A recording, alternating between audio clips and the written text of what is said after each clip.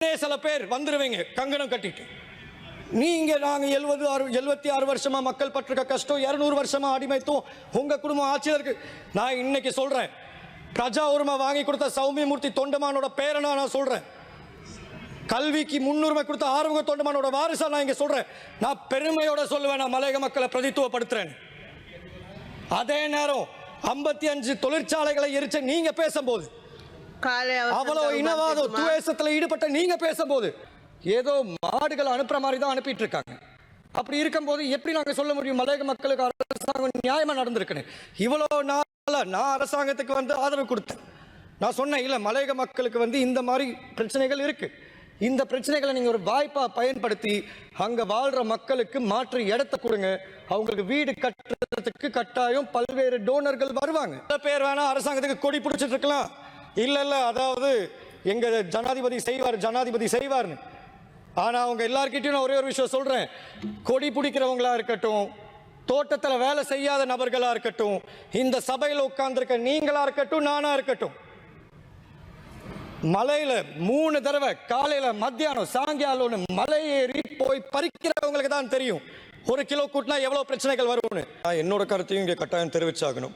இன்னைக்கு மலையகத்தில் இருக்கிற சிவில் அமைப்புகளும் சேர்ந்து ஒரு ஆவணத்தை தயார் செஞ்சிருந்தாங்க. கடந்த பாராளுமன்ற அமர்வில் இதை எப்படி முன்னால கொண்டு போகணும்னு ஒரு தெளிவான ஆவணத்தை நாங்கள் பாராளுமன்றத்தில் சமர்ப்பித்தோம். ஆனால் அது எதுவுமே கணக்குலையும் எடுக்கல, கருத்துக்குள்ளாரையும் எடுக்கல.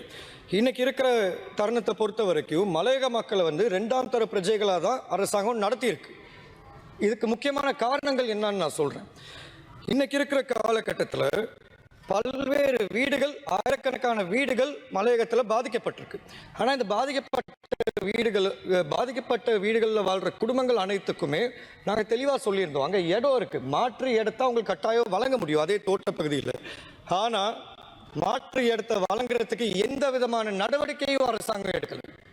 ஆனால் என்ன நடந்திருக்காங்க, கிராம உத்தியோகத்தரும் சரி, அங்கே இருக்கிற காவல்துறை அதிகாரிகளும் சரி, அங்கே இருக்கிற பெருந்தோட்ட நிறுவனத்தில் இருக்க முகாமையாளர்களோடு கைகோர்த்து அங்கே முகாம்களில் வாழ்கிற மக்களை வலுக்கட்டாயமாக அதே இடிஞ்சு போன வீடுகளுக்கு திருப்பி அனுப்பியிருக்காங்க. நாளைக்கு ஏதாச்சும் ஒரு சேதாரம் நடந்துச்சுன்னா அரசாங்கம் அது கட்டாயம் பொறுப்பெடுத்தாகணும். அது மட்டும் இல்லாமல் இப்போ இருக்கிற சூழ்நிலையில் அங்கே சமூகத்தை ஒன்றா வச்சு, அங்கே வாழ்கிற மக்களை ஒன்றா வச்சு எந்த விதமான பேச்சுவார்த்தையும் நடத்தாமல் ஏதோ மாடுகள் அனுப்புற மாதிரி தான் அனுப்பிட்டு இருக்காங்க. அப்படி இருக்கும்போது எப்படி நாங்கள் சொல்ல முடியும் மலையக மக்களுக்கு அரசாங்கம் நியாயமா நடந்திருக்குன்னு?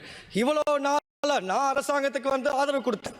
நான் சொன்னேன், இல்ல மலையக மக்களுக்கு இந்த மாதிரி பிரச்சனைகள் இருக்கு, இந்த பிரச்சனைகளை நீங்க ஒரு வாய்ப்பா பயன்படுத்தி அங்க வாழ்ற மக்களுக்கு மாற்று இடத்தை கொடுங்க, அவங்களுக்கு வீடு கட்டுறதுக்கு கட்டாயம் பல்வேறு டோனர்கள் வருவாங்க. ஆனா இன்னைக்கு அங்க வாழ்ற மக்கள் திருப்பி அதே இடிஞ்ச கட்டிடத்துக்கு போய் வாழ்ந்துட்டு இருக்காங்க. அது மட்டும் இல்லாம இன்னைக்கு கௌரவ அமைச்சர் அவர்கள் சொல்லியிருந்தாரு, நாங்க இந்த வருஷம் 7000 வீடுகள் கட்ட போறோம் காணி உறுதி பத்திரங்களோட சேர்த்து.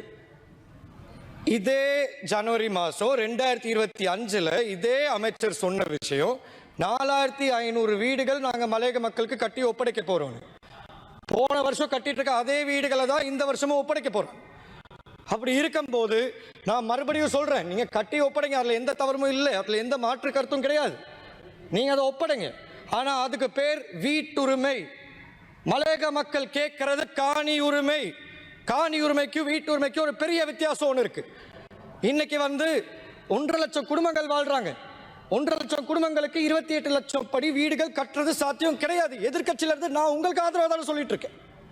ஏன்னா நாட்டோட பொருளாதார நிலைமை அப்படி இருக்கும்போது இன்னைக்கு காணி உறுதி பத்திரங்கள் வழங்குறதுக்கு வெறுமனே 28,000 தான் தேவைப்படுது. 2,04,000 ஹெக்டேர் இருக்கு. 2,04,000 ஹெக்டேர் இருக்கும்போது வெறுமனே 5,000 ஹெக்டேர் தான் தேவைப்படுது 1.5 லட்சம் குடும்பங்களோட தலையெழுத்த மாற்றுறதுக்கு.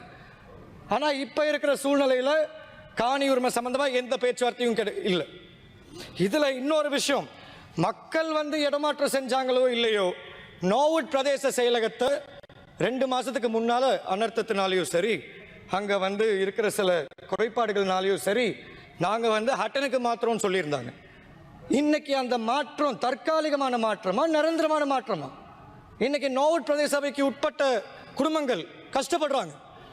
அதே நேரத்தில் நோவுட் பிரதேச செயலகமாக இருக்கட்டும், தலவாக்கல பிரதேச செயலகமாக இருக்கட்டும், ரெண்டுக்குமே ஒரே செயலாளர்.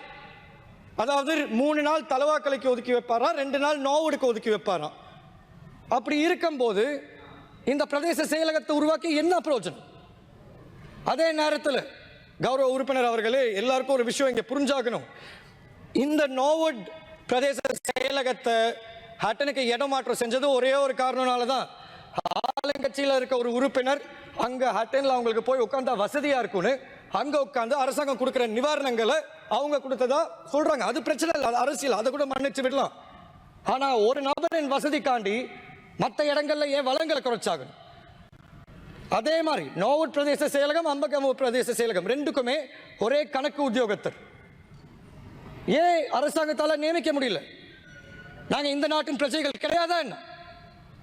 அது மட்டும் இல்லாமல் இன்னைக்கு இருக்கிற சூழ்நிலையில் நீங்கள் எல்லாருமே இன்னொரு விஷயமும் புரிஞ்சுக்கணும். இப்போ காலையில் நான் பார்த்தேன், அமைச்சரவையிலிருந்து ஒரு கடிதம் வந்திருக்கு. அமைச்சரவை அனுமதி கொடுத்துருக்காங்க 1750 ரூபா சம்பளத்தை வழங்குறதுக்கு. மலையக மக்கள் கிட்ட நான் இந்த விஷயத்தை நேரடியாகவே பேச விரும்புகிறேன். உங்கள் ஆளுங்கட்சியோட வரவு செலவு திட்டத்துக்கு ஆதரவாக வாக்களித்தது இந்த ஜீவன் தொண்டமான், வேற யாருமே எதிர்கட்சியில் கிடையாது. வாக்களித்த காரணம் பயத்தினாலேயோ கிடையாது, உங்கள் மூலியமாக மலையக மக்களோட சம்பளம் அதிகரிச்சா சரின்னு. அன்னைக்கு சொல்லியிருந்தாங்க 2138 ரூபா அடிப்படை சம்பளம் வழங்குவாங்கன்னு. ஆனால் ஆட்சிக்கு வந்த பிற்பாடு அது அப்படியே அமுங்குனுச்சு. அன்னைக்கு உசுப்பேத்துறதுக்காண்டி அழகாக சொன்னோம், 10 ரூபா முடிஞ்சா கூட்டி காமிங்க.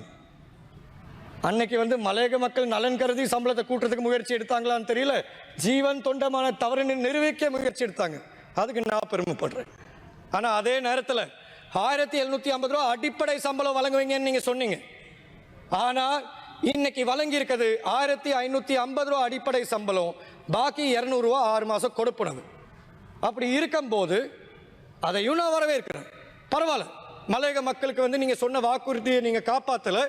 ஆனால் 1550 ரூபா அடிப்படை சம்பளத்தை நீங்கள் வழங்கியிருக்கீங்க. ஆனால் இன்னைக்கு நான் ஒரு ஆதங்கத்திலையும் ஒரு கோவத்திலையும் தான் அவங்க எல்லார்கிட்டையும் பேசிட்டு இருக்கேன். ஏன்னா இன்னைக்கு நீங்கள் மலையக மக்களை அடமானம் வச்சிருக்கீங்க. இதே சபையில் படிச்சு சொன்னேன், பெருந்தோட்ட நிறுவனத்தை நம்பாதீங்க, அவங்க அதிகரிக்கிறேன்னு சொல்லிட்டு பின்வழியா பெரிய பிரச்சனைகளை உருவாக்குவாங்கன்னு. இன்னைக்கு கொரோனா பெருந்தோட்ட நிறுவனம், அதே மாதிரி தலவாக்கல பெருந்தோட்ட நிறுவனம் அவங்களோட நோம கூட்டியிருக்காங்க.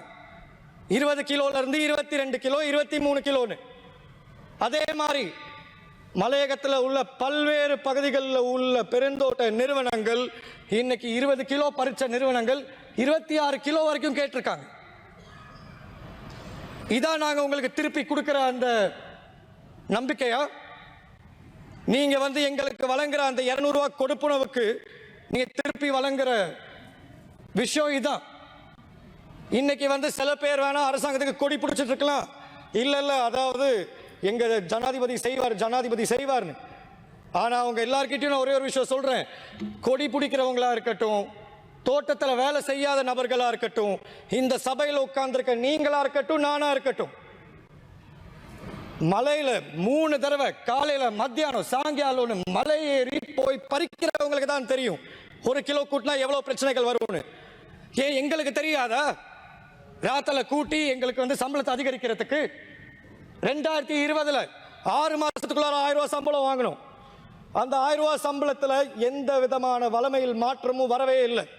20 கிலோனா அதே 20 கிலோ தான் இருந்துச்சு. 2024 1350 ரூபாய் அடிப்படை சம்பளம் வழங்கணும், எந்த விதமான மாற்றமும் கிடையாது, நிபந்தனையற்ற அதிகரிப்பு. ஆனா இன்னைக்கு ராத்தல கூட்டியிருக்காங்க லெட்டன்டி மால்ப்ரோல. இன்னைக்கு காலையில கேவலமான ஒரு விஷயம், கேவலமான ஒரு விஷயம். அங்க இருக்கிற ஒரு தோட்ட முகாமையாளர் அவங்க நேரடியா போய் சொல்றாங்க, மோட வேலை செய்யாதீங்கன்னு எங்க தலைவி கிட்ட. இன்னைக்கு மலையக மக்களுக்கு தெரிஞ்சிருக்கும்னு நினைக்கிறேன், அவங்களுக்கு பிரதித்துவம் இல்லைன்னா என்ன நடக்கும்னு. இதே விஷயத்துல நாங்க முன்னால போய் தட்டி கேட்கும் போது நாங்க நடிக்கிறோம் சொன்னாங்க, அடாவடித்தனம் பண்ணன்னு சொல்றாங்க. அப்படி பண்ணனாலதான் எங்க சமூகத்துக்கு அந்த தோட்ட முகாமையாளர் மரியாதை கொடுத்தா. அது சம்பந்தமா என்ன நடவடிக்கை எடுக்க போறீங்க? 8 கிலோ ராத்தல வெட்டிட்டு இருக்காங்க. இதுல இன்னொரு பேச்சும் போயிட்டு இருக்கு, நீங்க அந்த லீஸ 99 வருஷம் அதிகரிக்க போறீங்க. தயவு செய்து அந்த தவறை பண்ணிடாதீங்க, எங்க மக்களை நீங்க அடமான வைக்காதீங்க. இன்னைக்கு இருக்கிற சூழ்நிலையில உங்க மேல பெரிய நம்பிக்கையை மக்கள் கொடுத்துருக்காங்க. ஆனா அந்த மக்களை நீங்க கொஞ்சம் கொஞ்சமா செதைச்சிட்டு இருக்கீங்க. அது உங்க எல்லாருக்கும் தெரிஞ்சாகணும். இதுக்கு காரணம் நான் ஜனாதிபதியும் குறை சொல்ல போறது இல்லை, பெருந்தோட்ட நிறுவனத்தையும் குறை சொல்ல போறது இல்லை. இன்னைக்கு மலையகத்தை பிரதித்துவப்படுத்துற ஆளுங்கட்சி உறுப்பினர்களை தான் நான் குறை சொல்லுவேன்.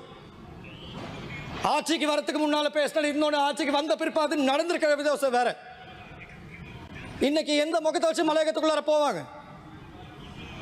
நான் மறுபடியும் சொல்றேன், இன்னும் தாமதம் ஆகல. அரசாங்கம் தொழிலமைச்சு மூலியமா வர்த்தமானி வெளியிடுங்க. 1750 ரூபா வழங்கணும்னு வர்த்தமானியை நீங்க வெளியிடுங்க. பெருந்தோட்ட நிறுவனத்தை சர்க்குலரை போட வைங்க. இறுதியாக நான் ஒரே ஒரு விஷயம் தான் சொல்ல விரும்புறேன். ஒவ்வொரு தடவை நாங்க மக்கள் காண்டி குரல் கொடுக்கும் போது, I'm almost done, just 1 minute.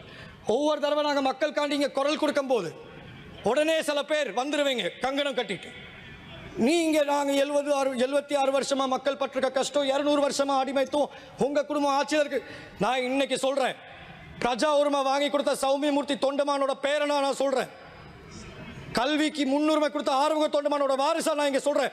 நான் பெருமையோட சொல்லுவேன், நான் மலையக மக்களை பிரதித்துவப்படுத்துறேன். அதே நேரம் 55 தொழிற்சாலைகளை எரிச்ச நீங்க பேசும்போது, அவ்வளவு இனவாத துவேஷத்துல ஈடுபட்ட நீங்க பேசும்போது உங்களுக்கு என்ன அருகதை இருக்கு? என்கிட்ட சொல்ல, எனக்கு பேச அருகதை இல்லை. நான் ஒரு அரசியல் குடும்பத்தில் பிறந்து வந்தவன் தான். ஆனா அதுக்காண்டி மலையக மக்கள் மீது எனக்கு இருக்கிற பாசம் பற்று மரியாதையை தீர்மானிக்கிறதுக்கு இங்க யாருக்கும் அதிகாரம் இல்லை. අවසන් කරමු. ගරු ඊ.එම්. බස්නායක මන්ත්‍රී. செய்திகளை உடனுக்குடன் தெரிந்து கொள்ள உடனே சப்ஸ்கிரைப் பண்ணுங்க.